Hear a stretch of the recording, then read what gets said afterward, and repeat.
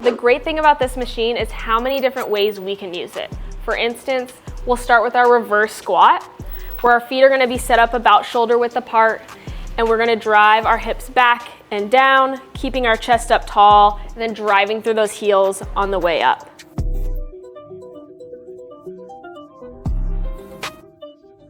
And next one that's great for the hamstrings and glutes, just like that one, is gonna be our good morning. So feet are gonna be a little bit narrower. This one, our hips are gonna drive back, getting a good stretch in the glutes and the hamstrings, and then drive those hips forward, pressing through the legs on the way up. Again, stretch those hamstrings and glutes on the way back, drive the hips forward on the way up. Another great movement we can do here are our weighted calf raises. So feet are gonna be underneath the hips. We're gonna drive up onto the balls of our feet, keeping our legs locked out here. There are even variations we can do in the calf raise with the toes pointing in, toes pointing out. There are basically endless ways we can work on this machine. Here are a couple variations of the hack squat. First, we can set up our feet about shoulder width apart. We go slowly down, bracing our core, bringing the hips down, sliding down the machine, and then driving through that full foot on the way up.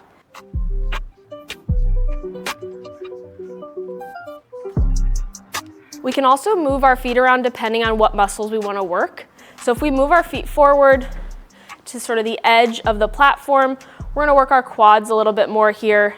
If we start to move our feet back, that's going to be a different variation. We can also go narrow foot, wide foot. This all just depends on what muscles we want to work more. We're gonna look at two single leg exercises. Our first one's gonna be a single leg step up.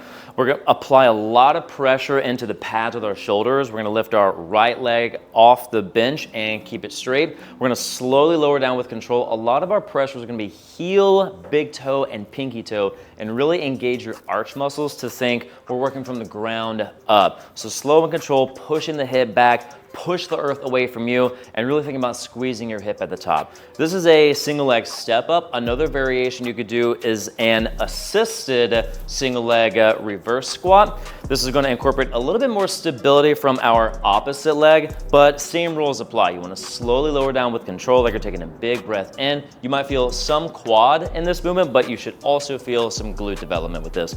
You can challenge this by taking a little bit less pressure off that free leg, and if you need more support, maybe you're getting closer to failure, you can apply even more pressure to really push the intensity of that working leg.